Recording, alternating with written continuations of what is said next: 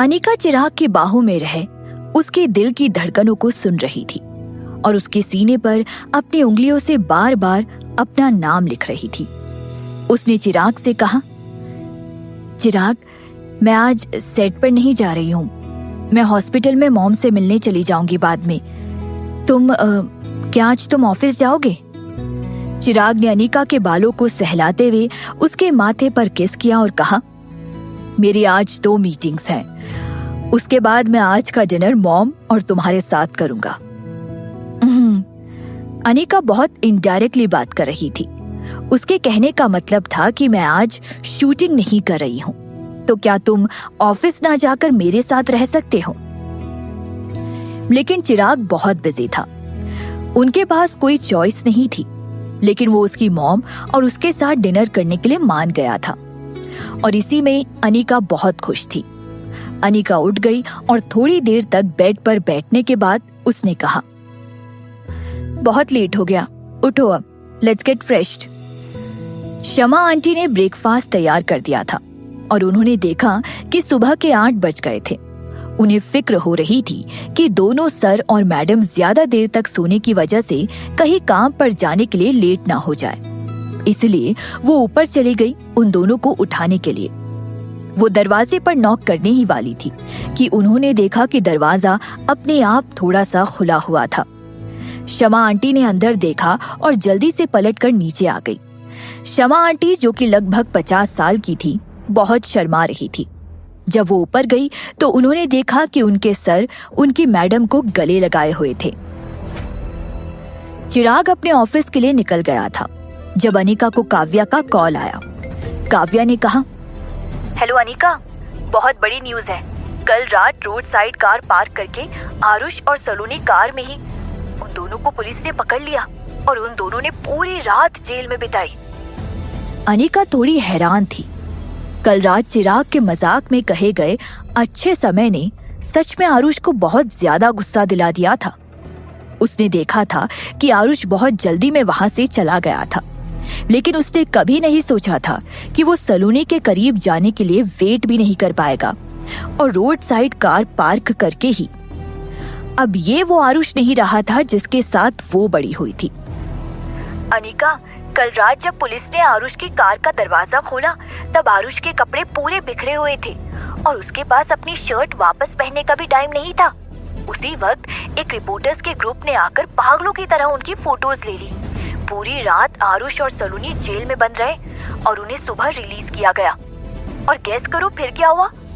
आरुष की मॉम वहां आ गई और उन्होंने जेल में ही सलोनी को जोरदार थप्पड़ मारा और गुस्से में अपने बेटे को अपने साथ ले गई, काव्या ने कहा। काव्या बहुत जोर से हंस रही थी। शायद आरुष और सलोनी को इस हाल में देखकर अनिका से ज्यादा उसे मजा आ रहा था। आज के फ्रंट पेज की हेडलाइन है ये, नंबर 1 स्कैंडल। आरुष की मॉम के थप्पड़ ने सलोनी को बता दिया होगा कि सलोनी बेशरम है। किसने कहा था तुम्हें मेरे बेटे पर डोरे डालने के लिए? सलोनी की रेपुटेशन मिट्टी में मिल गई है। आरुष और पिंक लेडी की क्रू को भी रिपोर्टर्स ने घेर लिया है। उन लोगों ने सुबह सुबह ही अनाउंस किया है कि वो फिल्मिंग रोक रहे हैं। काव्या ने अपनी बात जारी रखी।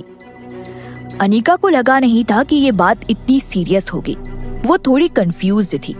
उसने काव्या से पूछा, काव्या, आरुष की पहुंच और पावर को देखते हुए क्या पुलिस में इतनी हिम्मत होगी उसके खिलाफ जाकर उसे इन्वेस्टिगेट करने की? ये बहुत बड़ा इत्तेफाक नहीं है कि वहाँ पुलिस और जर्नलिस्ट एक ही समय पर पहुँच गए। ऐसा लगता है कि किसी ने ये पहले से ही प्लान करके रखा था। ओफो, काव्या ने अनिका को टोकते हुए कहा, क्या तुम्हें अब भी समझ नहीं आ रहा? ये पक्का प्लान था। क्या तुम्हारे हस्बैंड चिराग के अलावा और किसी में हिम्मत है इतनी बहादुरी से आरुष के साथ इतना बड़ा मजाक करने की? तुम्हारा हस्बैंड तुम्हारी ओर से उससे बदला ले रहा है। चिराग और अनिका ने ऑलरेडी एक दूसरे से वादा किया था कि वो एक दूसरे के मामले में दखलंदाजी नहीं करेंगे, और अभी तक चिराग ने ऐसा उसके मामले में इंटरफेयर नहीं किया था। क्या आरुष ने चिराग को किसी तरह उकसाया था या इरिटेट किया था? हालांकि ये लड़का सच में बहुत बुरा है। किसी के साथ डील करते समय या तो उसके लिए सब कुछ मायने रखता था या तो कुछ भी नहीं। आज के बाद मुंबई के सभी रिच सोशलाइट्स के लिए ये स्कैंडल डिनर टाइम गॉसिप बन जाएगा। सलोनी की प्योर और साफ लड़की होने की इमेज पूरी तरह से बर्बाद हो गई थी और उसका वापस लोगों के सामने अपनी अच्छी इमेज बनाना बहुत मुश्किल होगा। काव्या, आरुष और बाकी लोगों के अलावा क्या आज की न्यूज में मेरे बारे में कुछ लिखा है? अनिका ने पूछा।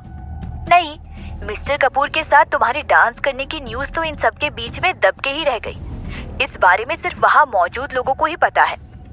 लेकिन अनिका, आज सुबह तुम्हारे लिए स्पॉन्सरशिप प्रपोजल्स आए हैं। ये सभी इंडिया के बड़े बड़े ब्रांड्स हैं। तुम एडवर्टाइजमेंट इंडस्ट्री का नया फेस बन गई हो, काव्या ने कहा। अनिका ने बहुत पहले ही इस बारे में सोच लिया था। चिराग जैसा इंसान कभी अनिका को अफवाहों और गॉसिप के बीच डीपली इन्वॉल्व नहीं होने देगा। चिराग ने उन अमीर और पावरफुल लोगों के दिमाग में अनिका को हेडलाइन बनाया था। चाहे कोई फीमेल एक्ट्रेस कितनी भी फेमस क्यों ना हो जाए, वो उन अमीर लोगों की नजर में छोटी ही रहती है। इसलिए कई फीमेल स्टार्स जल्दी रिटायरमेंट लेकर किसी अमीर घराने में शादी कर लेती है और इसी तरह फीमेल सेलिब्रिटीज सोशल स्टेटस में आगे बढ़ती है। रातों रात अनिका की एक नई आइडेंटिटी बन गई थी सोशल सर्कल में। शायद चिराग असल में अनिका को सबकी नजर में उसकी पहचान दिलाना चाहता था। वो उसे वो अनिका बनाना चाहता था जिसे सब देख सके। अनिका के दिल को इस बात ने छू लिया था। चिराग का प्यार उसके लिए बहुत डेलिकेट और ज्यादा था। वो खामोश रहकर अनिका की जिंदगी में सब कुछ आसान बनाने की कोशिश कर रहा था, बिना उसकी लाइफ में इंटरफेयर किए। लेकिन आखिर में एंटरटेनमेंट इंडस्ट्री में शुरुआत करने के लिए वो अनिका को एक हायर पॉइंट देना चाहता था। वो सच में उससे बहुत प्यार करता है। काव्या से बात करने के बाद अनिका अपनी मॉम से मिलने के लिए हॉस्पिटल चली गई। अनिका ने देखा कि उसकी मॉम थोड़ा अजीब बर्ताव कर रही थी। जब वो दोनों बात कर रही थी तब भी उसकी मॉम का ध्यान कहीं और था। जब दोपहर में लंच के बाद अनिका की मॉम सो गई तो अनिका ने बाहर जाकर नर्स से पूछा कि आखिर हुआ क्या है। अनिका की मॉम की पर्सनल नर्स ने अनिका को जवाब दिया, मुझे भी नहीं पता, लेकिन मीनल आंटी की तबीयत आजकल बहुत बेटर हो रही है। वो अक्सर अपने पहले वाले वार्ड की फ्रेंड से बातें करती हैं। ऐसा लग रहा है शायद उनसे बात करते समय उनकी फ्रेंड्स के साथ झगड़ा हो गया है या उन्होंने कुछ गलत कह दिया है मीनल आंटी को, और शायद इसलिए उनका मूड इतना खराब है। पुराने वार्ड के फ्रेंड्स? आखिर मॉम किससे बात कर रही थी? अनिका ने इस बारे में सोचा। शायद वो जरूर कुणाल की मॉम राधा आंटी और पास वाली वार्ड में रह रही आंटी से बात कर रही होगी। अनिका पूरी बात का पता लगाने के लिए राधा आंटी के वार्ड में चली गई। वो दरवाजे के पास खड़ी हो गई। वार्ड का दरवाजा बंद नहीं था। उसने देखा कि वार्ड के अंदर 4-5 आंटियां एक दूसरे से गप्पे लड़ा रही थी। तुमने सुना? मीनल कह रही थी कि उसकी बेटी की शादी हो गई है और उसका दामाद बहुत हैंडसम है। उसका कैरेक्टर भी काफी अच्छा है और वो हर तरीके से बेस्ट है और मीनल उससे बहुत खुश है। लेकिन मुझे इस बात पर यकीन नहीं हो रहा। हाँ, मुझे भी यही लगता है। अनिका सिर्फ 20-21 साल की तो है। हमने तो नहीं सुना कि उसकी शादी हो गई है। आजकल की लड़कियां बहुत खुले दिमाग की होती है। बॉयफ्रेंड मिला नहीं कि उनके साथ में रहने लगती है, और जब वो अपने बॉयफ्रेंड को अपनी माँ से मिलाने के लिए लाती है तो उन्हें अपना हस्बैंड कहकर इंट्रोड्यूस करवा देती है। इन्हें किसी बात की शर्म नहीं होती। सही कहा तुमने। और अगर सच में मीनल का दामाद इतना ही अच्छा है तो आज तक हम उससे क्यों नहीं मिले? और अगर उसके दामाद की कंडीशंस इतनी अच्छी है तो मीनल ने आज तक उसे हमारे सामने क्यों नहीं लाया? पहले तो मुझे लगता था कि मीनल बहुत अच्छी इंसान है, लेकिन मैंने एक्सपेक्ट नहीं किया था कि वो ऐसी डींगे हाँकने में माहिर होगी। कहीं मीनल ने नकली दामाद की बात अपने मन से बना तो नहीं दी? जो भी हो, आजकल फ्रॉड भी कितने हो रहे हैं। मैं उम्मीद करती हूँ कि मीनल और अनिका को किसी ने धोखा ना दिया हो। अनिका दरवाजे के बाहर खड़ी होकर उन आंटियों की बात सुनकर काफी हैरान हो गई थी। क्या यही आंटियों के बीच का लीजेंडरी गॉसिप सेशन कहलाता था? अनिका ने ये सब पहली बार एक्सपीरियंस किया था। उसकी माँ 45 साल की थी। औरतों को हमेशा अपने बच्चों की तारीफ करने की आदत होती है। उसने एक्सपेक्ट नहीं किया था उसकी मॉम चिराग से इतनी खुश होगी। इसमें कोई दो राय नहीं है कि उसकी मॉम इसलिए दुखी थी। कोई भी माँ अपनी बेटी की जिंदगी के बारे में औरों के सवाल सुनकर उदास हो जाएगी। और इसके अलावा सच ये था कि अनीका की शादी एक बहुत ही अच्छे इंसान से हुई थी। अब अनीका क्या करेगी? अगर वो अंदर इन आंटियों को समझाने जाएगी तो वो लोग पक्का अनीका की बात नहीं सुनेंगी। उसकी मॉम के कोई रिश्तेदार नहीं थी, ना ही कोई फ्रेंड्स थे और ना ही कोई बहन। ये आंटियां ही थी जो मीनल का सहारा थी और इन्हीं के सामने वो अपनी बेटी और दामाद की तारीफ कर सकती थी। क्या अनीका सच में अपनी मॉम के लिए इस बार में कुछ नहीं करेगी?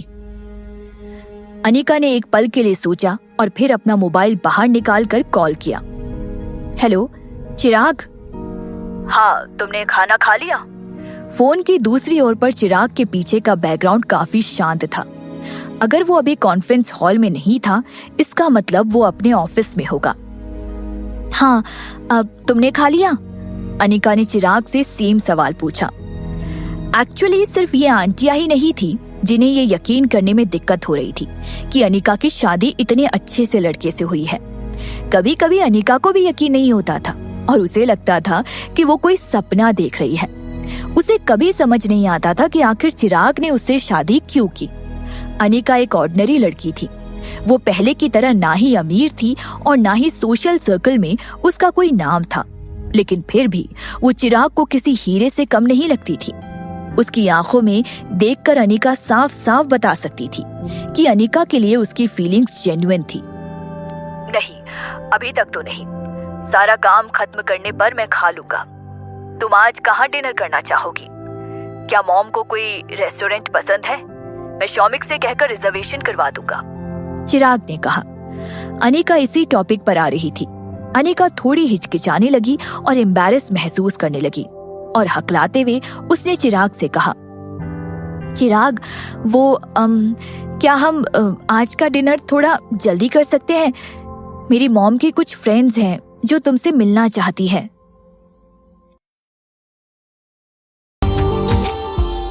Subscribe now and press the bell icon. Never miss an update from Tips Official.